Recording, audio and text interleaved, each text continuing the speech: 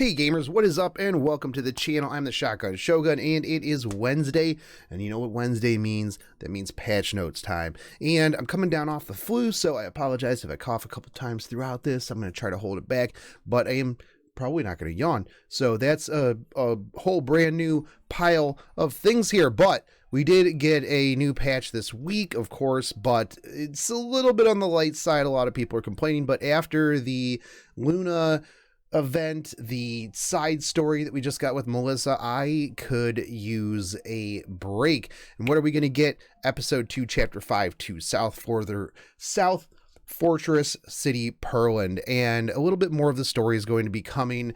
The other thing too that we're going to get in this is we're going to get Kawana, which I actually wanted more than Fire Ricardo when he first came out. So that's going to be pretty nice. There's going to be a little bit of extra story. A lot of people are going to be like, oh, dead game, super boring. But sometimes you just need a week to go farm catalysts, go farm AP from the side story, or not side story, but the shops.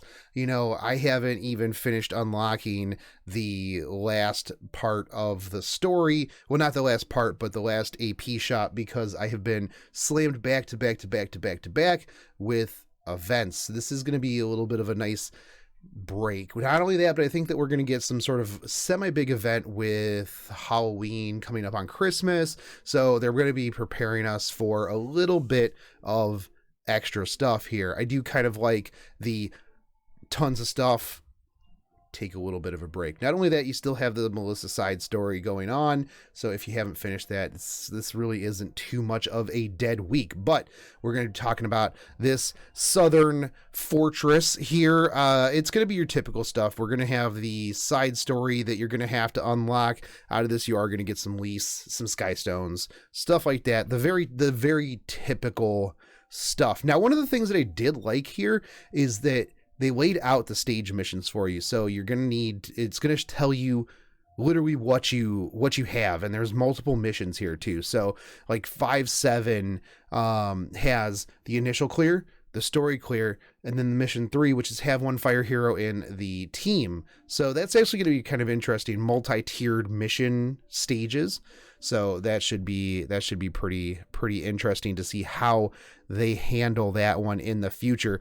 Now, side story or AP exchange. I keep saying side story, and I don't know why. I'm like got my brain stuck on side story today. It's going to be your typical stuff. You're going to have to just eliminate things, give some loop catalysts, which I mean isn't too bad. The 200 stigma kind of sucks, but this one is a lot easier than the other ones. There's a lot of the ones previously were like, hey, you need to turn in like 5,000 AP on this side AP exchange thing. And you're kind of like, but we do get some more level 71 attack gear, which I am really enjoying the fact that they're putting in the exclusive, like not exclusive, but the unique equipment in the event, or not the events, but the story. So that way newer players can get it, because let's be real, this is pretty easy to complete. And you do get a piece of level 71 gear, attack, health, speed, crit. I mean, you can't get better than that on a DPS piece of gear. Now, we are going to be getting the exclusive equipments, and one of the really cool things that, like, I keep telling people about this game is, like, they'll tease this stuff, like, a couple of days ahead, and they're like, oh, who's that Pokemon? And I'm always like, it's motherfucking Pikachu. And then they're like, no, it's General Purrgis. All right, so anyways, let's take a look at these. So first up is going to be General Purrgis, and I was a little bit excited about this, but we're going to see how I feel afterwards. So this is going to give you 7 to 14% health. Spearhead, which is the his passive, this is going to increase combat readiness to everybody on the team whenever he takes some damage. Now, the first one is going to give him a 20% chance to increase defense of himself for 2 turns when attacked. Now, that's pretty nice. Perpetually, you should somewhat have that up forever. Now, one of the downsides is that this is going to not really be that great. Okay, so he's more defensive. That's fine. Most people built him like a giant, slow, immovable wall, or they built him speedy to hit that S3 real quick. So I don't see a lot of people going with the 20% chance to increase defense on this one, just because. Now, Spearhead's second one is going to increase combat readiness by an additional 3%. Now, this one could be really good. A lot of people use General Purrgis just for that S2 in order to push everybody faster. You get penalized by using AoE, so if you go up against like a Dizzy team or something along those lines, you're just going to get pushed constantly. Not only that, but they basically, the enemy team has to ignore General Purrgis, or they're going to push all of the other threats forward. So personally, I may go with this one. Now, Command to Charge is his S3, and this just decreases the cooldown by 1 turn. I think that out of these, if you rolled a 17 or 14% health Spearhead with the additional combat readiness, I think that's going to be your best bet on him. Continue to build him the same way. Big, beefy wall that just provides combat readiness to everybody on the team. I think that's going to be your best bet if you go with the General Purrgis equipment. Now, Cermia, I literally just 6-starred her last night because she was getting this equipment, and was interested to see what it was that she got. Plus, I just want to one-shot myself some Golem. Now, Lucky Dice, this is going to be 7 to 14% attack, and that's pretty decent, especially if you get the 14% attack, because what is she known for? Glass cannoning everything. Now, these are pretty interesting. So first one is going to be 25% chance to grant an extra attack. That's pretty huge. So 1 in 4 attacks are going to give her an extra attack, which is going to decrease cooldowns, which is going to, yeah, pretty sweet. Now, Hot Streak, this grants a barrier to the caster for 2 turns, and the barrier strength increases proportional to the caster's attack. Now, one of the big things is she is a fire unit in an ice meta, an ice moonlight meta, and so that means that she's going to get destroyed real fast if she doesn't have any sort of defensive carry on. So yeah, you can one-shot something, but then they can just come right back through and just blast her off of the map. This is going to give her some of that extra staying power. So having that extra barrier for Hot Streak is going to be pretty solid. Now, All In decreases the cooldown of Hot Streak by 2 turns when an enemy is defeated. Hot Streak has a 5-turn cooldown, I believe. And so what you can do is you can put that on here. You're going to one-shot somebody in PvP, and then this is going to decrease the cooldown on Hot Streak, which then I believe it's only like, it would only be like 1 more turn before you would get it. I don't know. It's early and I'm not going to math, and I don't have everything right in front of me, but the all-in one is pretty good.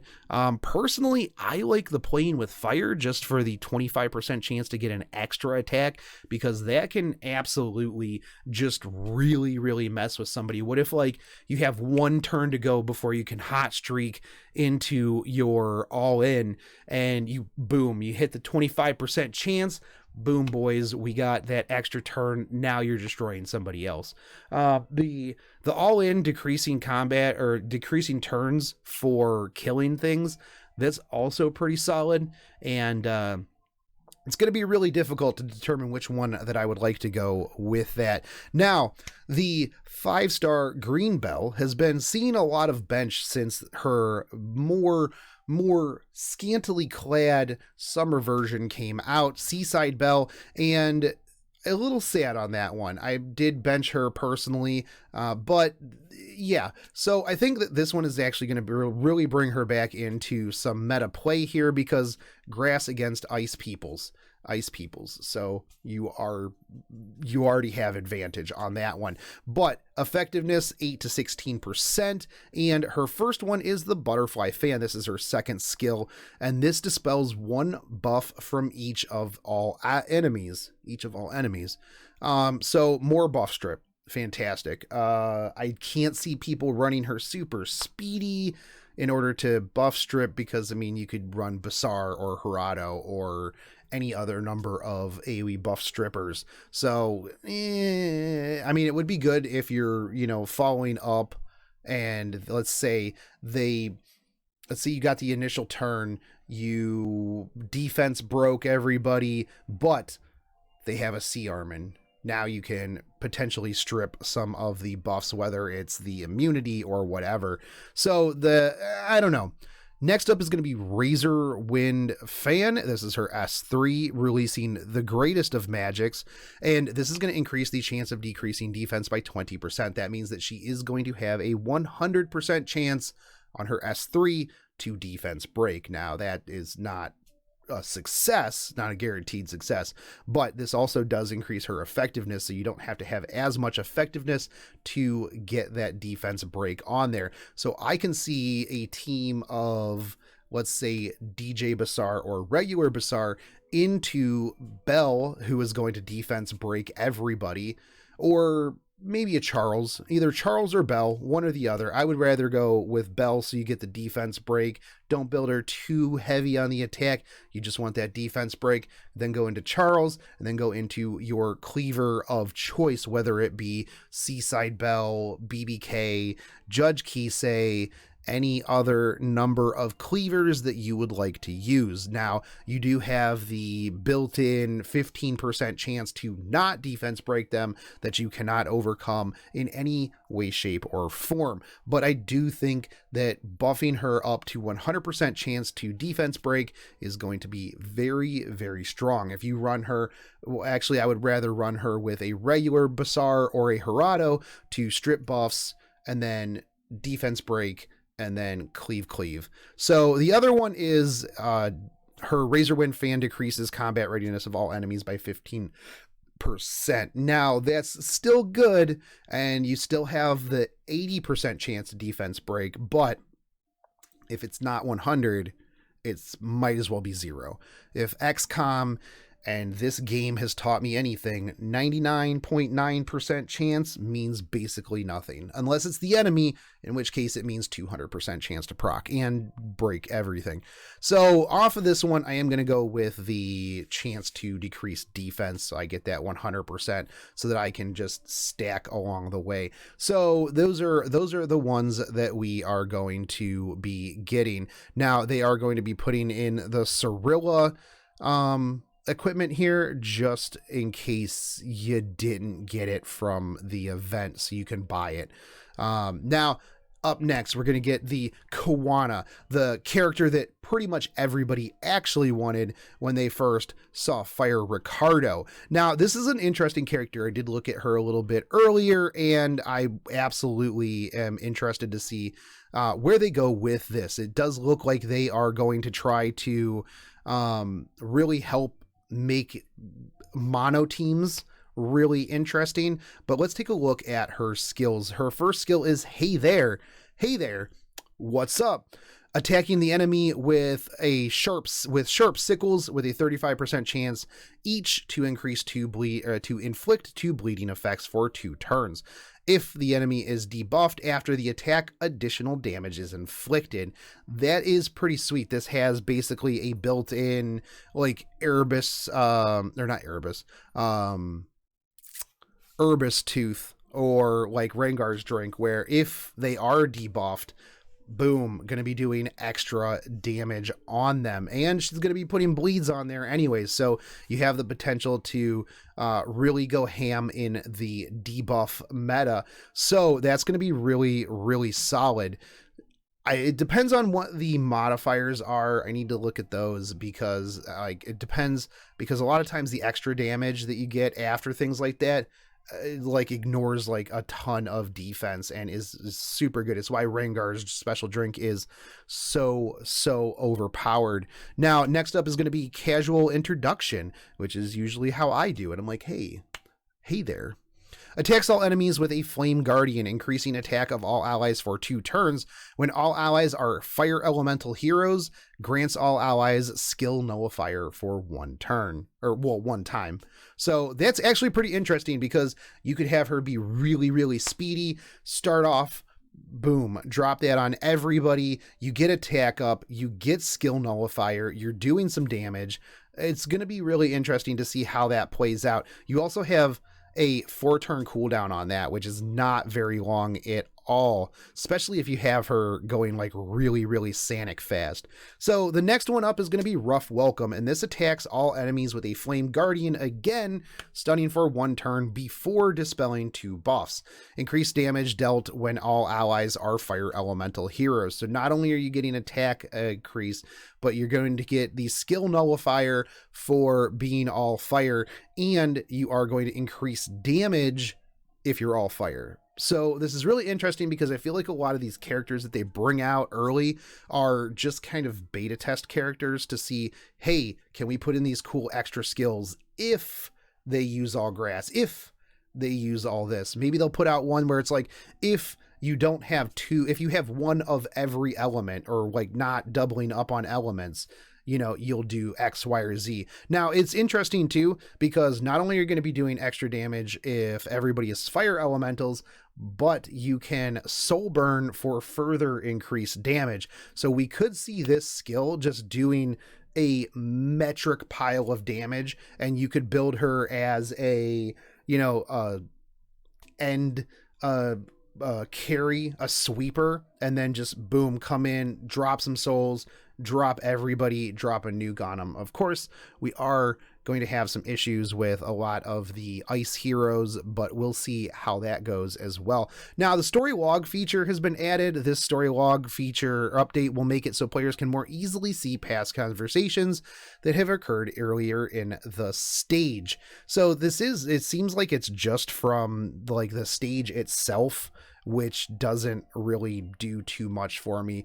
Smilegate, side story, journal when. That's really what I want to see in this game. So yeah, you'll be able to open this up and you can go back through and you can look at all of the things that you said.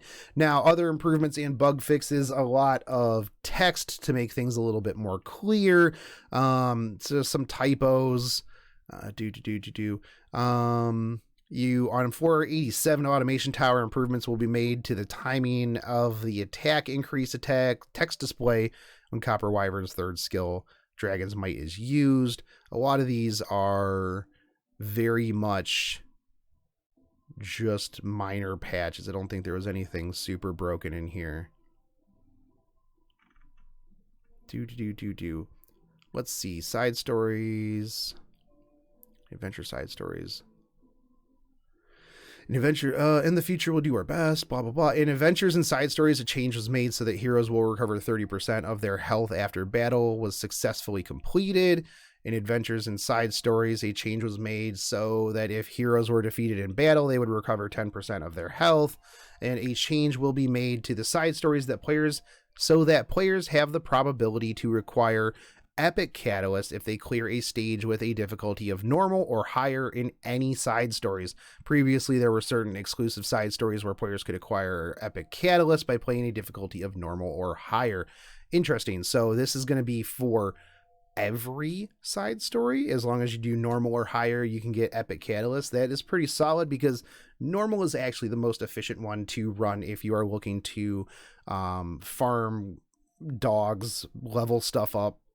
It's, yeah, not the fastest currency wise, but the most efficient pound for pound spend of your energy. So, okay. Anyways, that is pretty much the vast majority of it. There are, you know, a lot of other bug fixes and stuff down here that you guys can take a look at if you roll over. And if you want to see a lot of salt, you can go through the stove comment section. But anyways, guys, I am pretty excited. Unfortunately, it does seem that she's not going to be a connection hero, but hopefully she will spook me in the near future. I'm not going to roll Covenant summons for her, but I'm sure that whenever the next like limited or new character comes around, I will probably roll a couple of them while I go to the 121 Pity Club. So anyways, guys, let me know what you think. Do you like the slow-ish weeks before a potential new side story, new character, new whatever? I do think we might potentially get a rerun banner because we just got Melissa. We're going to have a new Moonlight. And then we are going to have a, you know, side story for the rerun character probably. And then we're going to have Thanksgiving. I think that that's how that one is going to play out. Either that or we'll just get a week and then we'll get Thanksgiving. But anyways, guys, let me know what you think in the comment section and do all those things that YouTubers ask you to do at the end of their videos. I'll catch you guys later. Take it easy, homies. Peace.